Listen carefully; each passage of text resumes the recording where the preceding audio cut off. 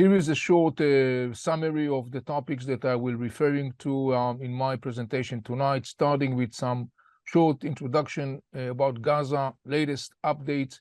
How did we get here? Why did Hamas launch the war? Are we heading towards a multi-front war? The Arab world and the war, the day after, the West and the war, and of course, the part of the Q&A. Starting with short introduction about Gaza, I'm starting with the map. This is the map of Israel.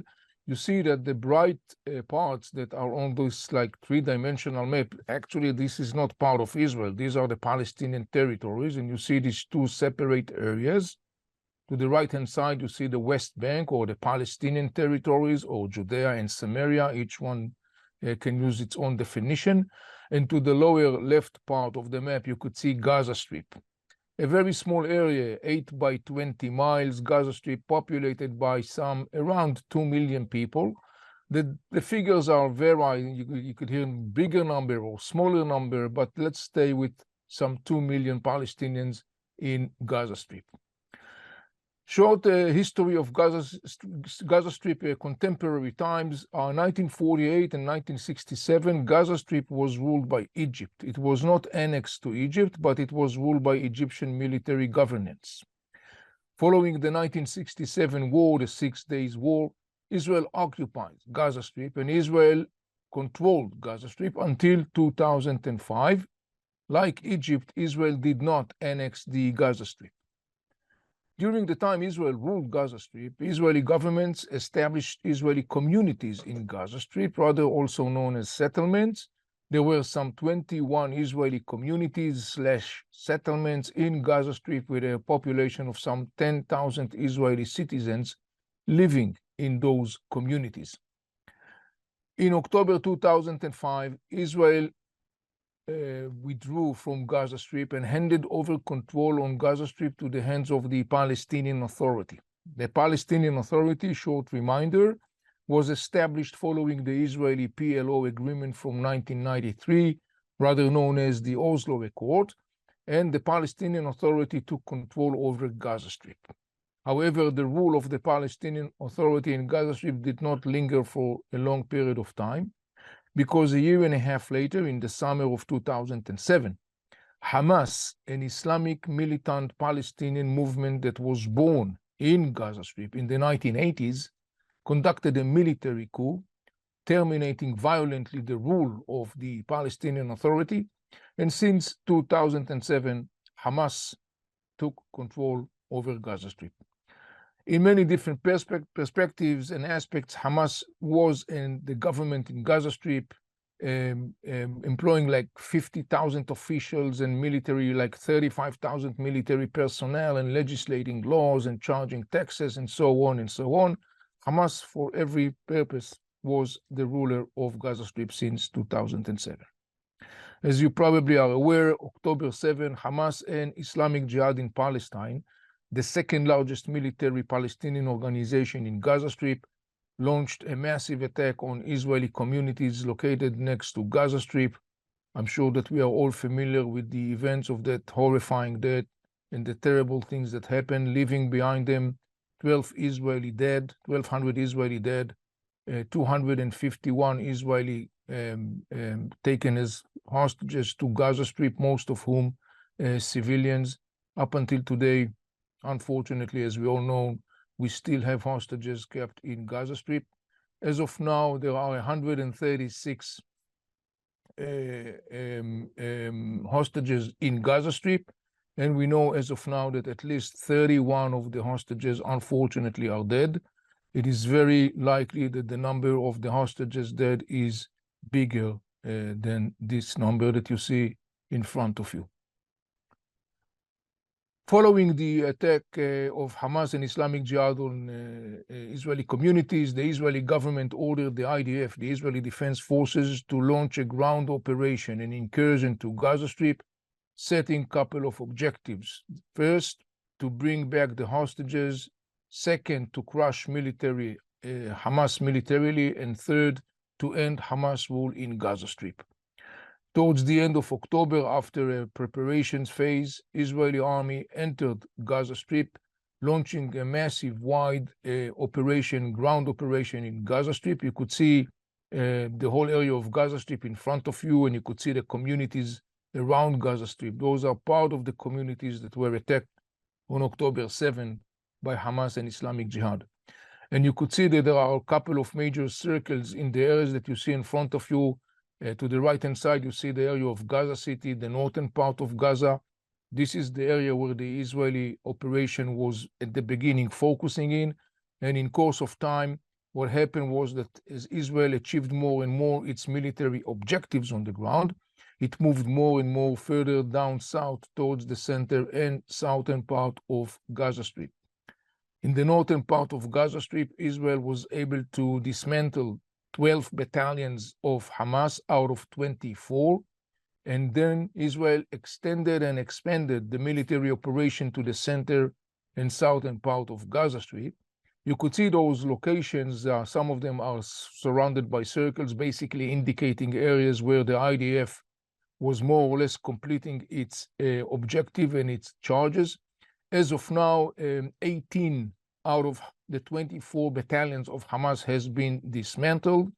And as you probably are aware, one of the major areas that has been recently in the media news was the area that you see right in front of you, the Khan Yunis area, which is basically the birthplace of Hamas.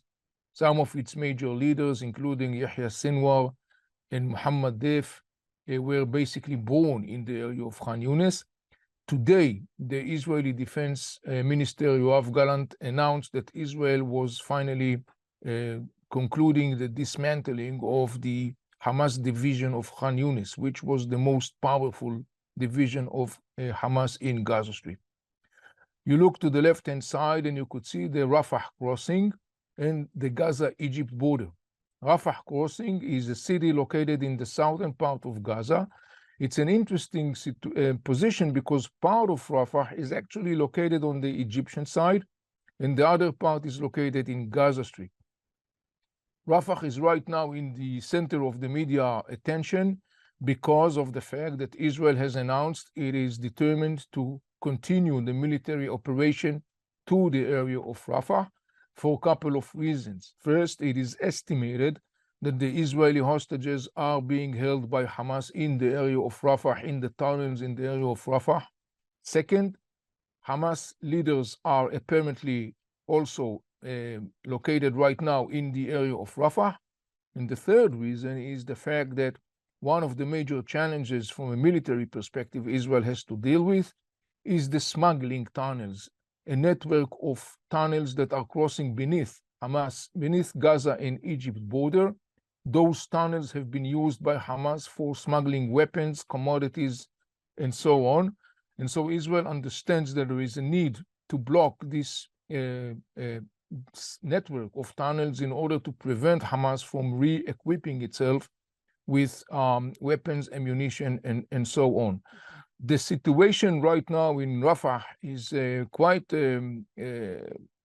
status quo, sort of speaking, because the international community is putting pressure on Israel to refrain from conducting a military operation in Rafah. Israel, on the other hand, basically insists to complete the ground operation, including operating in Rafah, as the Israeli Prime Minister Netanyahu recently announced, and also the member of the Cabinet of War of Israel, Benny Gantz, also made a similar statement.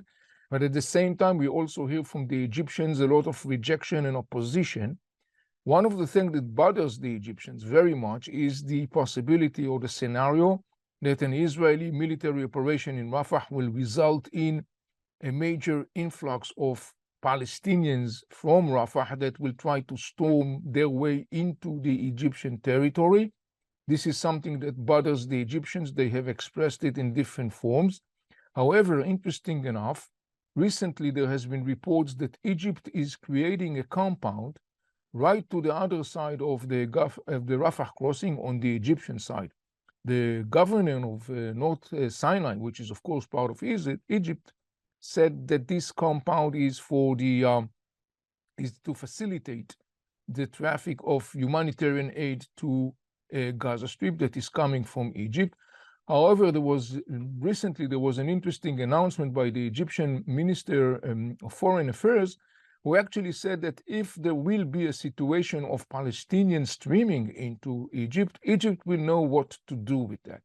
Why is it interesting? Because there has been report that this compound is actually a compound that is supposed to become a hub or to host Palestinians should or if they flee from Rafah to the Egyptian part. However, for the time being, the situation is that the Israeli Defense Forces are located at the outskirts of Rafah.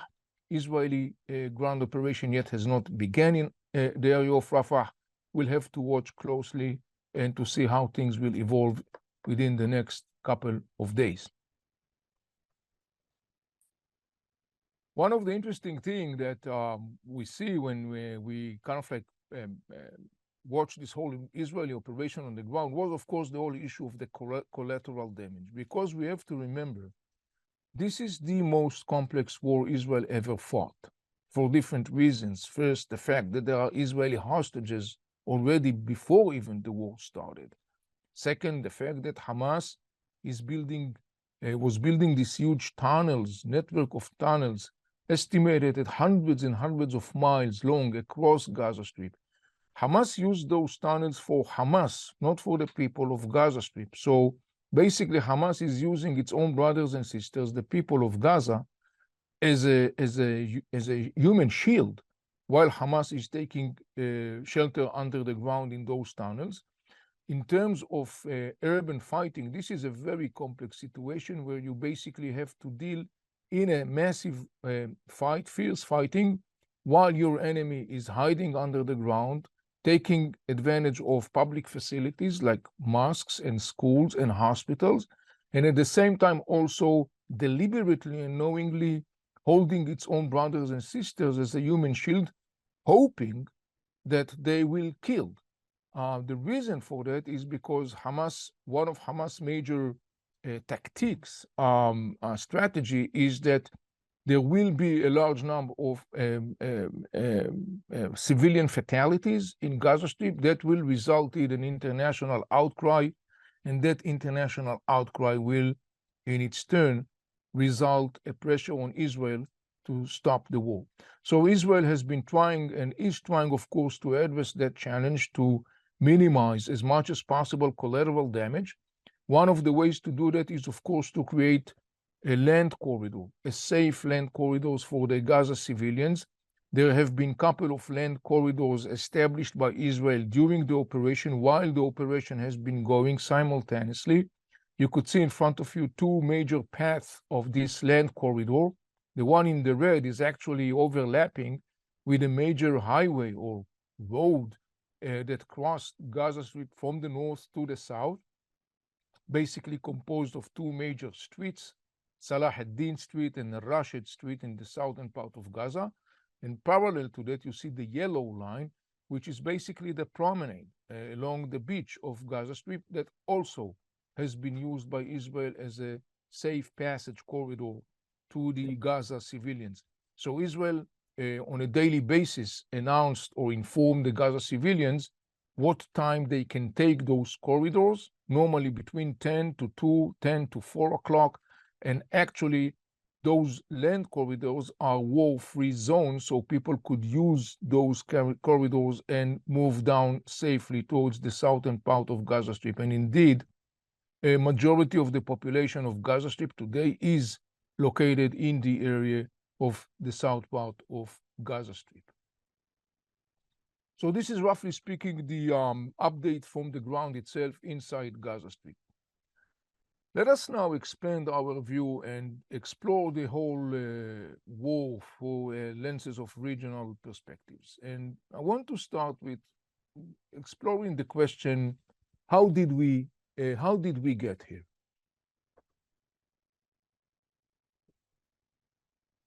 I think that it's important to understand that this war is a conjunction of two major processes that took place in the region for the last couple of decades. That war did not really start on October 7. It started way before. And one process has to do with the inner political power struggle within the Palestinians themselves. The other one has to do with the issue of the Iranian regime hegemonic vision. Let me say a few words about the inner Palestinian power struggle, and I want to contextualize that and put it in a wider context, and this is the issue of the power struggle in the Arab world over identity, path, and direction. A few words about that. In the 20th century, the people of the Arab world are introduced for the first time to the concept of national statehood. That concept was totally alien for the people of the region who used to live under the rule of a Muslim empire, the Turkish Ottoman Empire. And from day one, the concept of national statehood evolved a lot of discussions and debates within the Arab world, politically and ideologically and culturally, between different camps vis-a-vis the issue of a national statehood. One of the major camps involved in this debate is the Islamic camp, and its most well-known representative, the Muslim Brotherhood. The Muslim Brotherhood is the biggest mass movement in the Muslim Sunni world. It was established in Egypt in the 1920s. The Muslim Brotherhood ideologically and politically totally rejects the concept of national statehood. The Muslim Brotherhood says this is a Christian concept. This is a Western concept. This is totally alien to Islam and the nature of Islam. Rather, the Muslim Brotherhood vows the creation of what is known as caliphate, a global entity that should be run according to the Islamic religious codex that is rather known by the name of Sharia law. You may wonder why people have to live their life according to Islamic religious codex. The answer is that according to the Islamist theologies, the Sharia law is a mastermind that was given to mankind by Allah himself, and therefore it is flawless. One other feature that characterizes the Muslim Brotherhood, it is non-compromising animosity not only to the state of Israel and to Zionism, but also its animosity to Jews and Judaism. The explanation for that is that the Islamic theologian says that indeed Judaism was a monotheistic belief, once legitimate, but Jews have betrayed their divine mission appointed to them by Allah himself, and Allah punished the Jews by dispersing the Jews across the world and saying to the Jews, you will never ever be a nation. You will never ever have your own homeland.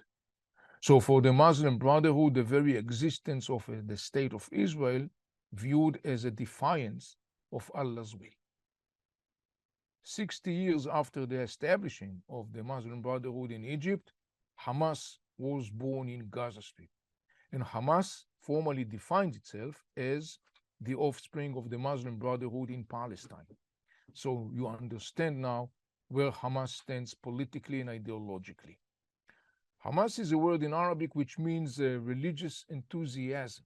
It is also in the initials of, I will say that in Arabic and I will translate, Harakat al-Muqawama al-Islamiyya, the Islamic resistance movement. Remember this term resistance because shortly we will talk about it and it's very significant.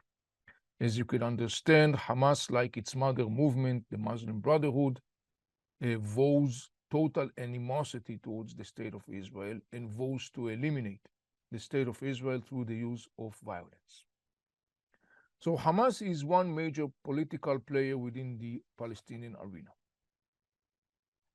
And it's interesting enough, by the way, that you are probably familiar with the fact that today in the West, following October 7 particularly, there are some Western circles who echoes the slogan of from the river to the sea, Palestine will be free, thinking that by doing that they are echoing Hamas, battle cry. Well, that's not the case because, as I said before, Hamas actually doesn't want to see an independent Palestinian state. As far as Hamas is concerned, an independent Palestinian state is only a transition phase towards the establishing of a caliphate. The major rivalry of Hamas within the Palestinian political arena is Fatah.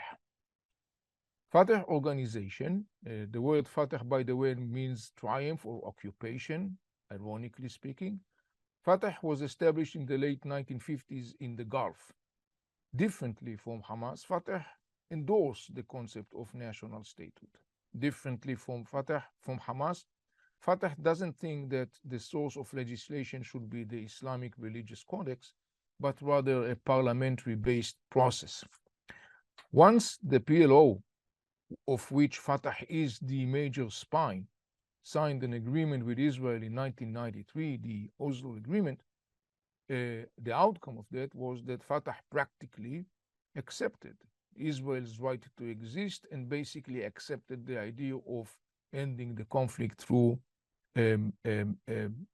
concessions and negotiations process. So you see right there, these two major Palestinian players are totally different one from the other. They are standing for totally different outlooks and objectives. And the power struggle between the two has been boosted following 2007. Reminding you, in 2007, Hamas crushed the rule of the Palestinian Authority in Gaza Strip, and ever since, all the attempts of Arab leaders to reconcile the sides, all those attempts failed. The gaps between the sides are not really bridgeable. Each one of them views itself as the one and only leader of the Palestinian people. Each one of those groups wants to be the one that will dictate the trajectory of the Israeli-Palestinian conflict. So this is one major process.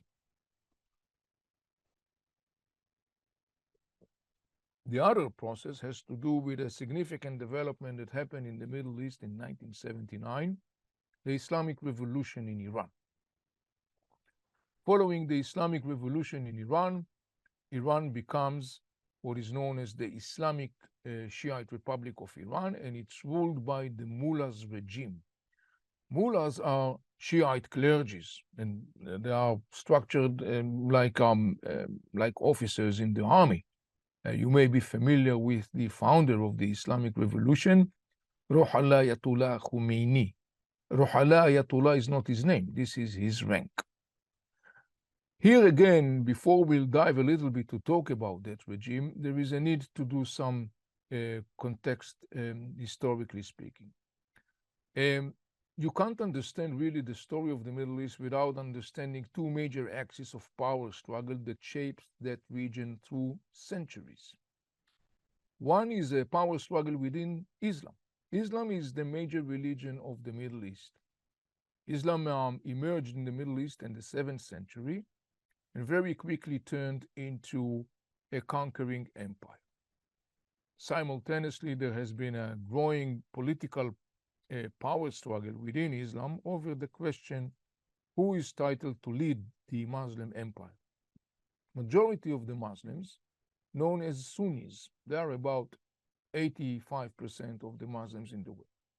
The Sunnis argue that leading the Muslim world should be done by the person that has the right skills to do that job. The other camp in Islam, the Shiites, the minority, about 13%, argue that leading the Muslim world can be done only by a male descendant of the fourth Muslim caliph, King Ali bin Abi Talib, who was the son-in-law and cousin of Prophet Muhammad, the founder of Islam. And ever since, for the last 1400 years, there has been a bitter fight between those two camps.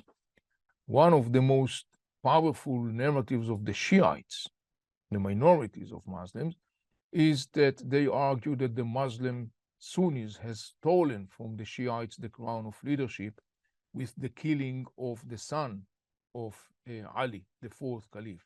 The name of the son was Al-Hussein. By the way, this is a Shiite narrative, but it's not necessarily to argue that it is accurate. However, this is one of the major things that basically has been always between the Sunnis and the Shiites. Another major axis of power struggle in the region is between three major Muslim civilizations in the Middle East. One of them is the Arab civilization, represented in the script in green that you see to the left-hand side. It's actually the script in Arabic, Allah, which means the God. The Arab civilization gave birth to Islam. Islam was born in the Arab civilization. Majority of the Muslims, of the Arabs, are Sunni Muslims.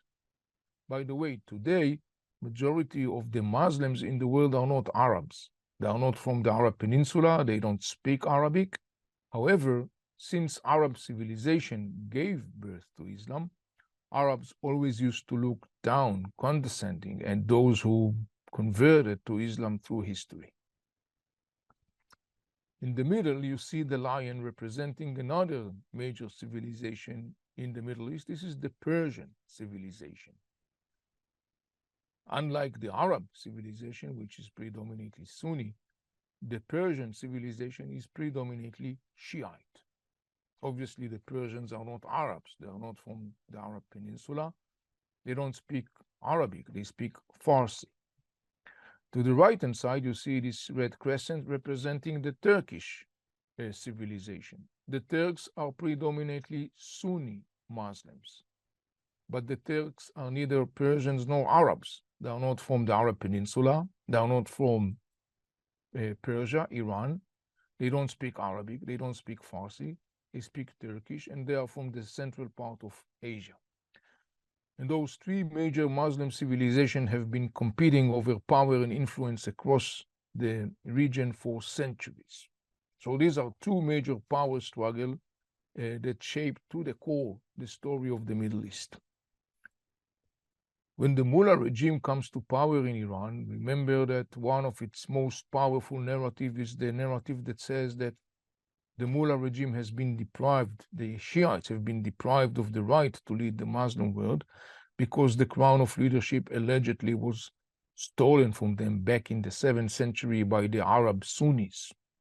So when the Mula regime comes to power, one of its major core ideology is the concept of exporting the Islamic revolution as a mean to basically do the unjust that was caused to them, to the Shiites, again, according to the Shiite narrative.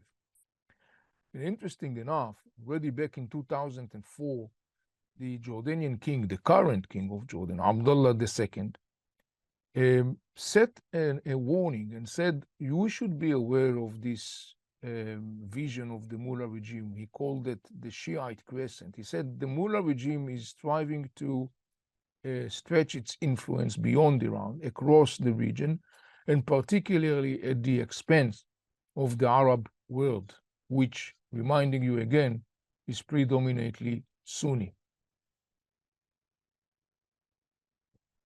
Reality proves that the warning of the Jordanian king was very accurate. Within a couple of decades, the Mula regime was, to a large extent, able to extend and entrench itself deeply in parts of the Arab world. That process happened because the Mula regime has been very effectively and sophisticatedly exploiting some sort of like a model or a tactic to enhance and advance its hegemonic vision. The Mula regime positioned itself as the spearhead of a camp that is rather known in the Middle East by the name of the camp of resistance, محور المقاومة, the axis of resistance. You may remember earlier I told you that the initials of Hamas is حركة المقاومة الإسلامية, the Islamic resistance movement. Here we meet this term again, and now it's opportunity to explain that term. The Mula regime positioned itself as the spearhead of this camp because the concept of the resistance is very common and it's very much present in the political, cultural, narrative discussion within the Arab world, particularly since the second part of the 20th century. The concept of the resistance, as for itself, is a comprehensive ideology that has different features. Some of its major features you could see in front of you are, for example, a strong anti-Western rejection. The camp basically argued that the West is should be totally rejected for its values, for its morals, for its behaviors, and so on. As part of it, there is a vowing to reduce the presence of the Western and even to eliminate the presence of the Western powers in the Middle East. Another major feature that characterizes this camp, this ideology of the resistance, is the non-compromising animosity towards the State of Israel. That camp vows to eliminate the State of Israel through the use of violence. They argue that the State of Israel is actually not indigenous to the Middle East. They argue that this is a foreign entity, an artificial entity that has been created by the Christian Western powers and was embedded in the heart of the Middle East, and therefore it has to be outrooted. Many times they refer to Israel as a cancer that has to be outrooted. And as part of that, one of the major features very much emphasized in the ideology of the resistance is the concept of liberating Palestine. Those features are very compelling, very appealing to many, many people in the Arab and the Muslim world. And the Mula regime understood that and basically very sophisticatedly and effectively simply positioned itself as the spearhead of that camp, arguing that it will be in the Mula regime that will charge and lead the camp that utterly will liberate Palestine and end the presence of Israel in the region. Another significant platform that the Mula regime has been very effectively and sophisticatedly developing is this tripod of three major components: its nuclear program, its advanced industry of military missiles and drones, and a network of local proxies, armies of terror that the Mula regime has been able to create during the last couple of decades and deploy in different parts across the Middle East. When you look at this network of the armies of terror, the proxies, rather known also as the axis of resistance that the Mula regime has been unfortunately successfully creating and developing across the region, you see something very interesting. What you see is a network of armies of terror deployed and operate in different Arab states, in Lebanon, in Iraq, in Yemen, in Gaza Strip. The interesting thing about this axis that is massively supported, armed, financed by the Iranian regime is the fact that you will not find Iranians in that axis.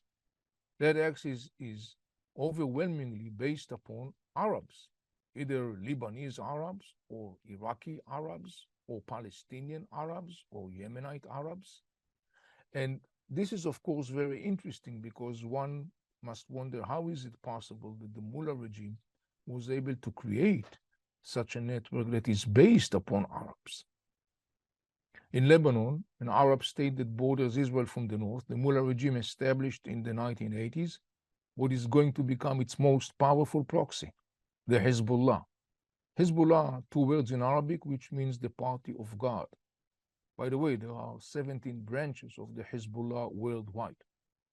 The Hezbollah that the Iranian regime established in Lebanon in the 1980s, massively armed by the Iranians, financed by the Iranians, the Hezbollah is based upon Lebanese, most of whom Shiites.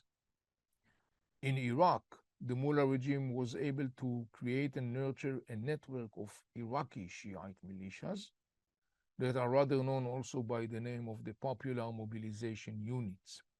Those Iraqi Shiite militias, interesting enough, are armed by the Iraqi government. They get their salaries from the Iraqi government. They are part of the Iraqi armed forces and security establishment.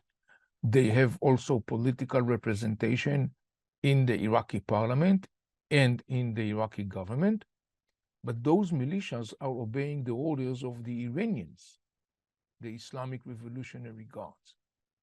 Now, this is, of course, a very odd situation.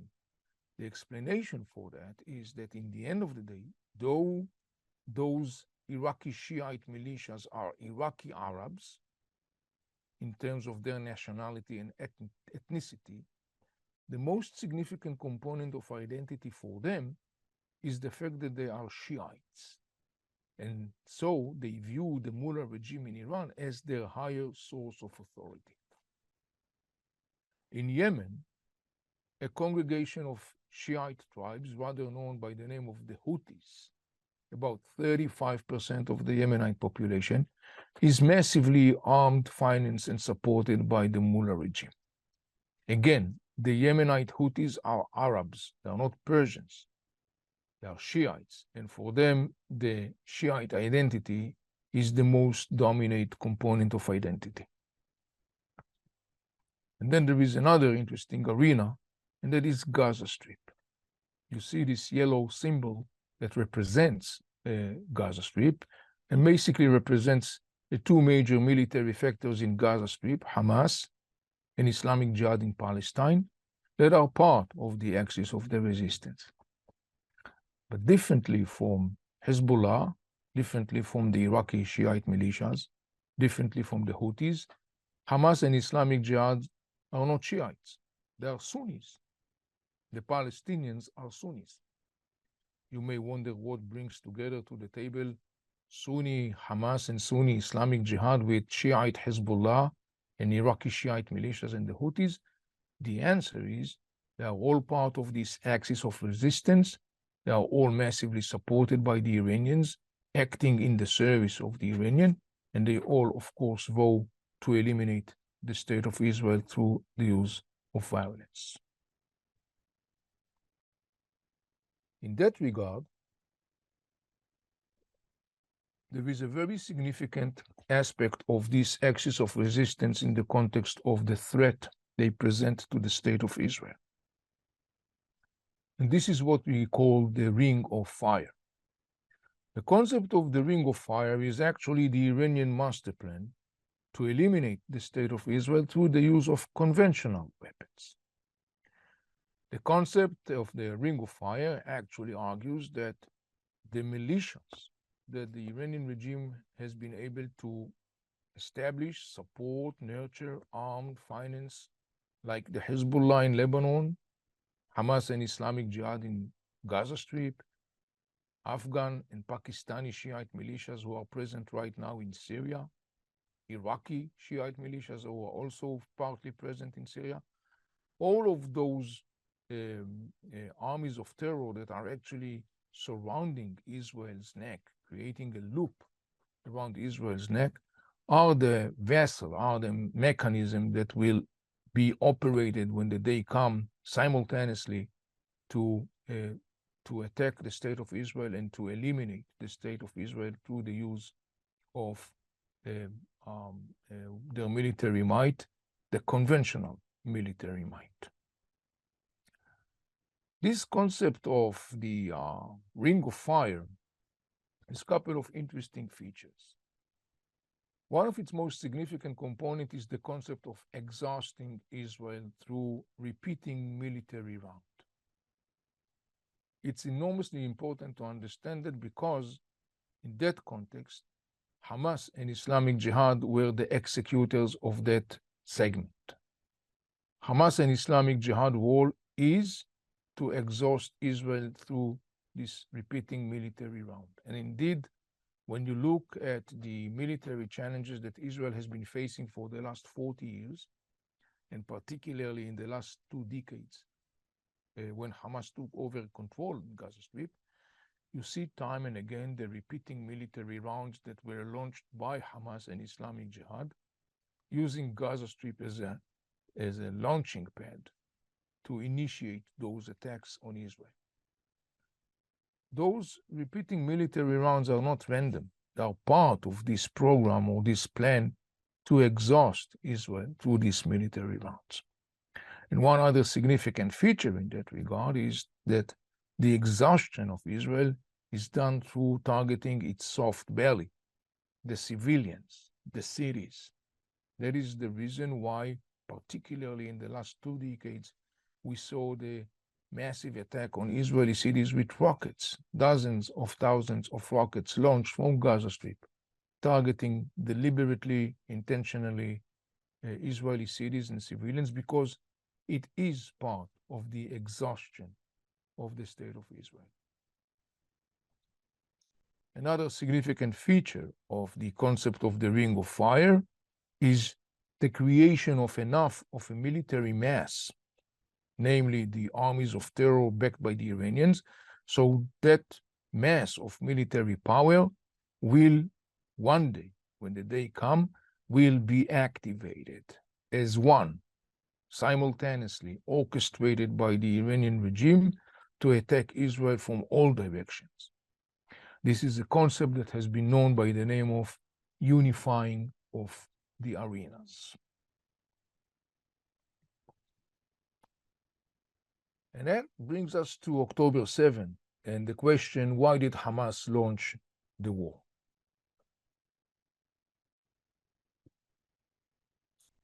I would argue, roughly speaking, that we could see a couple of major reasons for Hamas' decision. Some of them we already discussed, like, for example, the inner Palestinian power struggle and the desire of Hamas to be the one and only leader of the Palestinian people, to be the one and only factor that dictate the trajectory of the Palestinian people and the Israeli-Palestinian conflict.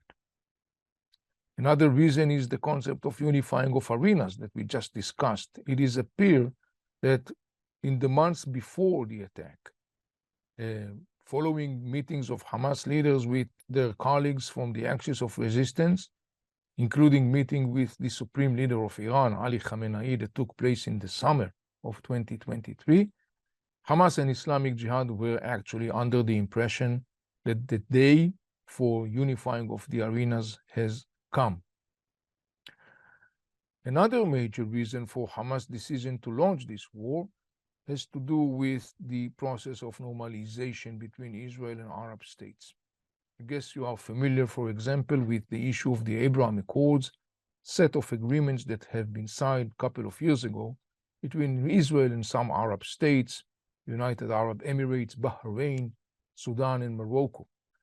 The normalization process, the Abraham Accords, followed also with the Trump peace initiative, resulted in an increasing stress and discontent within the Palestinians who felt that their brothers, the Arabs, are actually deserting them. Those sentiments have been boosted, particularly in the last year, against the background of reports about Israeli-Saudi rapprochement. For the Palestinians, that has been significantly bad news because they viewed it as if it was like the last nail in the political coffin. Interesting enough, in January 21st, Hamas has published an 18 pages document in Telegram application in Arabic and English, specifying 5 reasons why he have launched that war. He didn't say anything almost about those features that I just mentioned. He was talking about the need to free Palestine, the need to free Al-Aqsa, to end the occupation and other, but he didn't mention those issues, and for a reason, because Hamas has been coming under mounting criticism, and shortly we will elaborate on that, in the Arab world for its responsibility to the devastation and the severe ramifications and repercussions of the war that he has initiated in October 7th.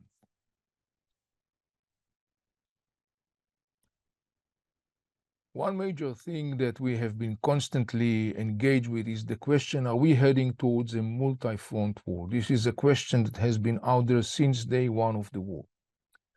And one of the things that we have noticed since day one of the war was a very interesting tactic orchestrated by the Mula Regime. And the tactic was basically one that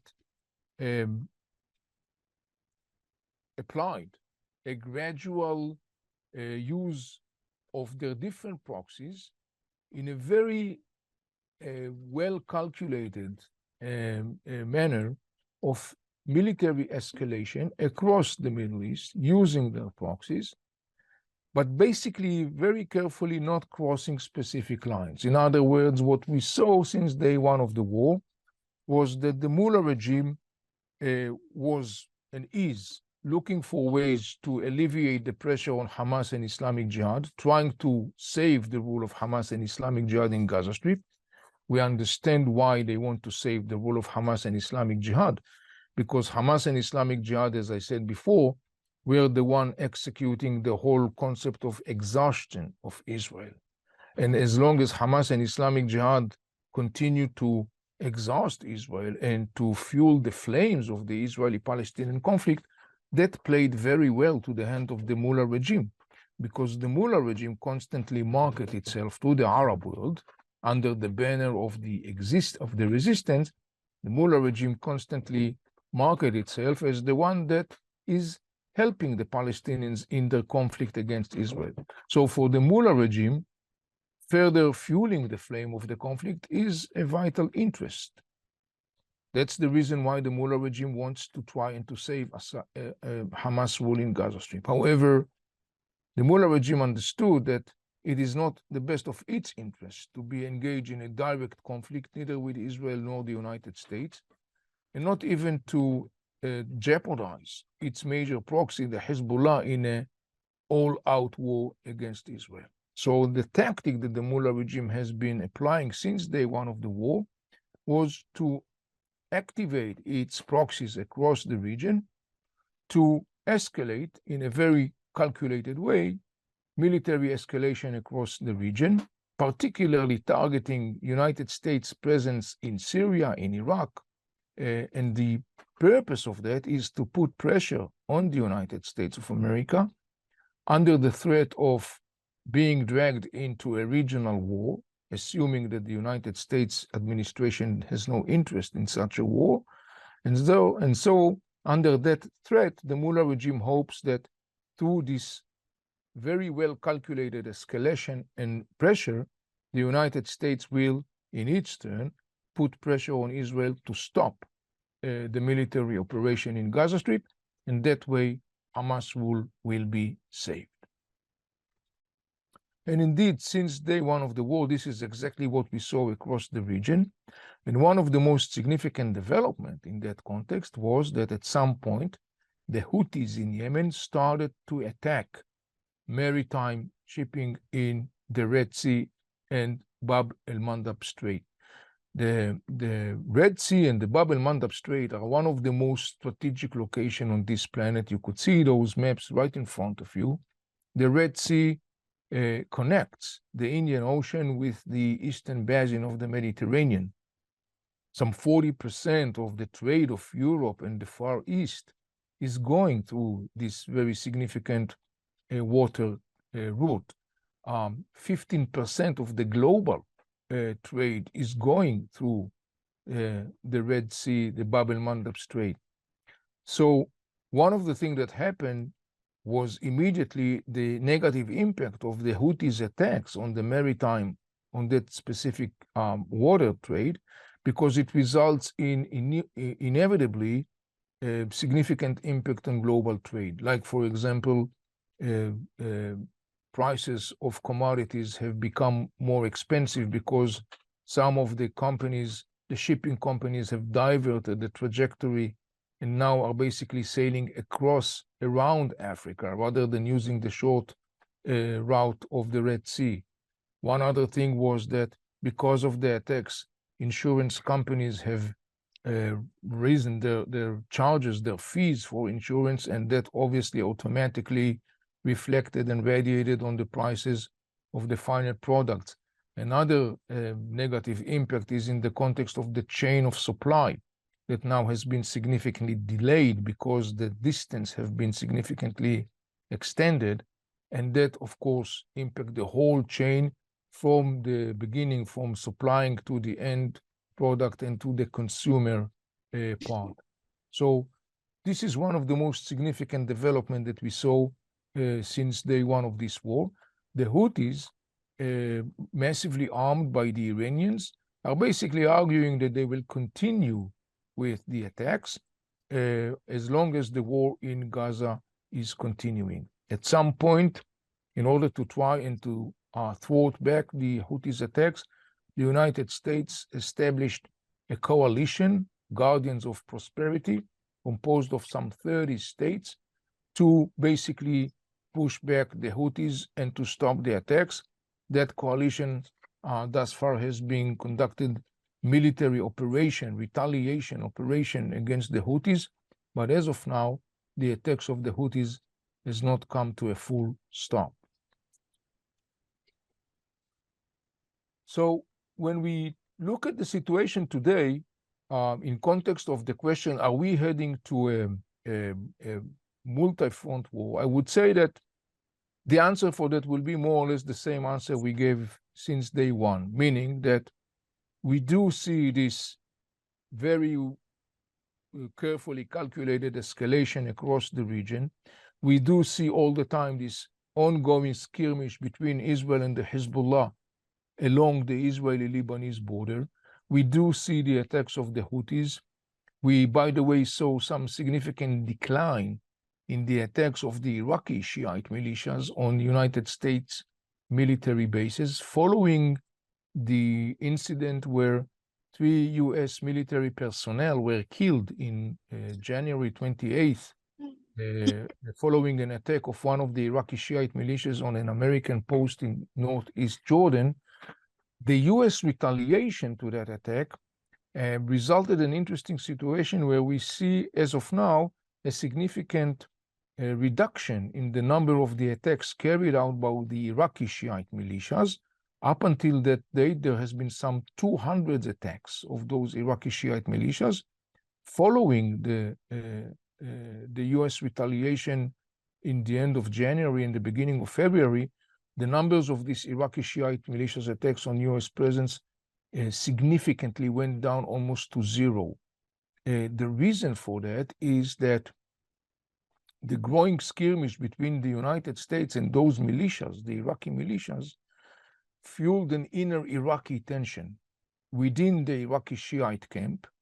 And the Iranian regime basically is concerned with the possibility that this inner tension within the Iraqi Shiite camp, between the Shiite militias, the Iraqi Shiite militias that are subdued to the Iranian orders, and the Iraqi Shiite camp that actually rejects the Iranian influence in Iraq, the Iranian regime is concerned that the continuation of Iraqi Shiite militias on US bases and the frictions with the United States will further boost and fuel this inner Iraqi Shiite tension, and that may jeopardize the Iranian influence in Iraq.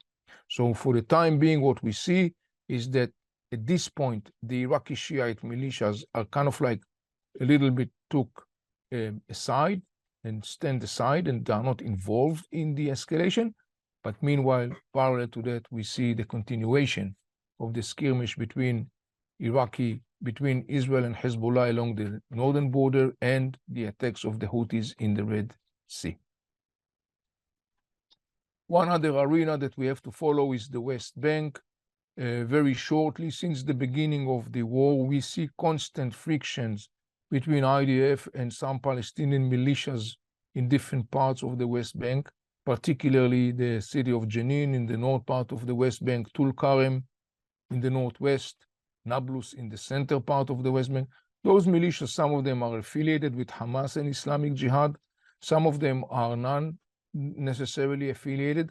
And roughly speaking, what we saw since day one of the war is this ongoing skirmish between IDF and those militias. As of now, situation in the West Bank has not spun out of control. Israel is conducting an ongoing interceptive measurement in the West Bank in order to try and to prevent such a scenario. Needless to say, of course, that one of Hamas' objectives and hope was that the West Bank will spin out of control. Up until now, it did not happen, but it's definitely a very fluid situation. We have to follow very carefully and to see how things will evolve in the West Bank. Another aspect that I would like to shortly refer to is the issue of the Arab world and the war. Interesting enough, when some circles in the West constantly insisted to exempt Hamas from responsibility, many circles in the Arab world hold Hamas responsible to the situation in Gaza Strip and way before October 7. In fact, following the takeover of Gaza Strip by Hamas in 2007, there has been an increasing criticism in the Arab world on Hamas. And many people in the Arab world directly and clearly and overtly says to Hamas, you are responsible for the gloomy situation in Gaza Strip. The Arab criticism on Hamas mostly focused on two major issues. One is that they are saying to Hamas, look, you took control over Gaza Strip violently. You crushed your own brothers' rule, the Palestinian Authority. You killed your own brothers in Gaza Strip when you took over Gaza Strip. And you actually dragged Gaza Strip to an endless circle of military rounds with Israel that in the end of the day resulted nothing but more destruction and havoc and death in Gaza Strip. You gained no one single outcome of that ongoing frictions with Israel and repeating military rounds. The other core element of the Arab criticism on Hamas is that Hamas is actually sacrificing its own brothers and sisters at the altar of the Mula regime. Remind you again, the role of Hamas and Islamic Jihad is the one that are exhausting as part of Israel. They are exhausting Israel through this military round as part of the master plan, the Iranian master plan of the Ring of Fire that we talked about. So, for example, you see in front of you, in the center, in the upper part, you see this cartoon presenting Iran as the puppeteer, and it's holding two puppets. One is Hamas, the other one is Islamic Jihad, and beneath is Qita' Gaza, the Gaza Strip. The idea is very clear. Hamas and Islamic Jihad are sacrificing their own brothers and sisters at the altar of the Mula regime. One other interesting criticism post the war is the one that you see beneath, the cartoon that shows you these two parts. You could see that the Iranian regime is setting the sign and he's setting the runners off to their course. You could see this arrow that represents Israel. The idea is that the Mula regime is setting the sign and the runners are supposed to run and to fight Israel. This is the concept of the unifying of arenas that I was talking about. And you see that the white figure representing Hamas and Islamic Jihad is setting off and is on his way to fight Israel. But the black figure representing Hezbollah and the other elements of the axis of resistance remained in their place. And you may see closely they are actually tied to the Mula regime. The message here is very clear. The message is to Hamas and Islamic Jihad said, you have been fooled and deceived by the concept of the unifying of the arenas because you thought that you are going to be supported with your other colleagues to the axis of resistance, but it did not happen. You find yourself, Hamas and Islamic Jihad, facing quite alone the rage of Israel following October 7th. One of the major things that obviously we are kind of like contemplating and ask a lot is the issue of the day after. And I would say a couple of things in that regard. First, I think it's important to clarify what's the objectives of Israel. Hamas is not going to vanish. It's a political movement, it's an ideology, it's deeply rooted within parts of the Palestinian and the Arab world. It's a terror organization with a, at least up until not recently, strong military structure. Hamas is not going to disappear, and the objective is not to eliminate Hamas. The objective is, in the end of the day, to shrink Hamas' ability to continue and to dictate its radical agenda as it was unfortunately successfully doing for the last 40 years. Hamas views itself as a regional player and as such dictate its radical agenda and the Iranian agenda. So the objective here is to limit Hamas' abilities to do that. And the way to do it has to involve three major components. One is to crush Hamas' military spine, which is exactly what Israel has been doing. The other one is to end Hamas rule in Gaza Strip. And the third one is to result a situation where regional players, major Arab states like Egypt, Saudi Arabia, United Arab Emirates, Jordan, Qatar, that in the end of the day should and can play a significant role in creating the new circumstances on the ground in Gaza Strip, they will proactively be part of this new system, this new ecosystem to be established in Gaza Strip, where Hamas in that new ecosystem is not playing any longer the role it used to play until October 7th.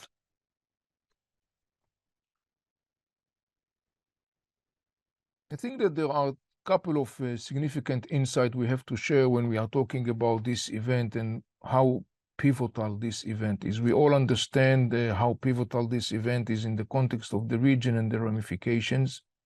Once again, this event re-emphasizes the significant threat that Iran presents to the region, to the state of Israel, now to the world. We see Iranian proxies, the Houthis that are actually holding the world's economy as hostage. Then there is another significant ramification of this event, and that has to do in the context of the discussion in the West vis-a-vis the whole story of the Israeli-Palestinian conflict, and including, of course, among other things, with the issue of the relationship between American Jewry and the State of Israel. It is not a secret. We all know that this event is an enormous shock for all of us. And one of the most significant things to understand about it is this event is sending an aftershock waves, like a tsunami waves, that some of them have reached the shores, some of them have not. I think that one of the waves that already reached the shore is thousands of miles away from the Middle East, and it's basically in the West, and particularly in the States. We all witnessed the very disturbing phenomenon of support of Hamas in Western capitals. We all witnessed a very, very shocking, moral challenging positions of some circles in the West that were supposed to be or viewed to be as one that are carrying the torch of human rights.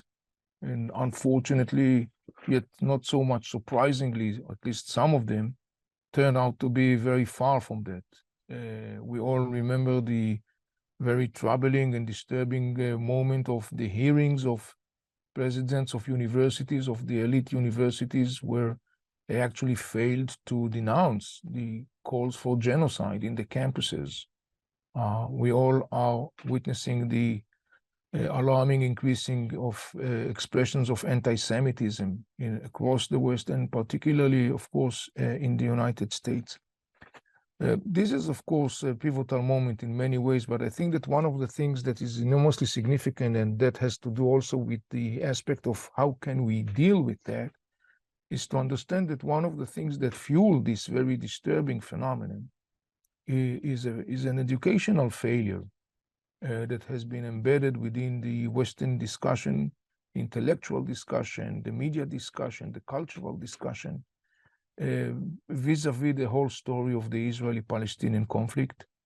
What we saw, roughly speaking, to put it in a nutshell, is that the whole discussion about the conflict basically became very flat and narrow. It became based upon emotional narratives and sound bites and buzzwords, while the elements, the major elements of critical thinking and pursuit of information and context and nuanced understanding and identifying the players that involve, understanding the chronology and the sequence of events, all of those components, unfortunately, has been pushed aside to a large extent in the emotional, educational, intellectual environment that prevailed in the last couple of decades.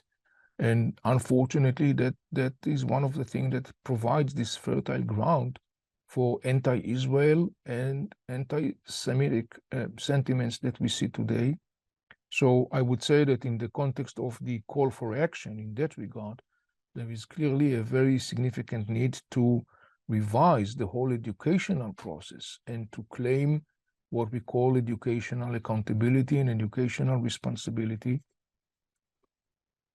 And to that end, of course, there is a need to empower people with the knowledge, with the understanding, with the nuanced understanding, so people will be equipped to lead this significant mission, which is enormously significant. It's not anymore about just knowledge and intellectual or academic understanding, but it's also about something that is very much relevant in the context of everyday life and the fabric of the society. And so in our work inside the Middle East, this is exactly what we are doing. We are providing this apolitical, non-partisan education, so we could equip people to be able to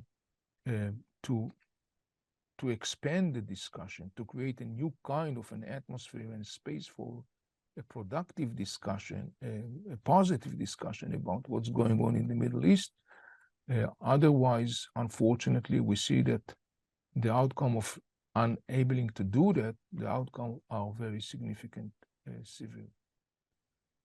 At this point, ladies and gentlemen, I'm concluding my presentation and opening our session to you.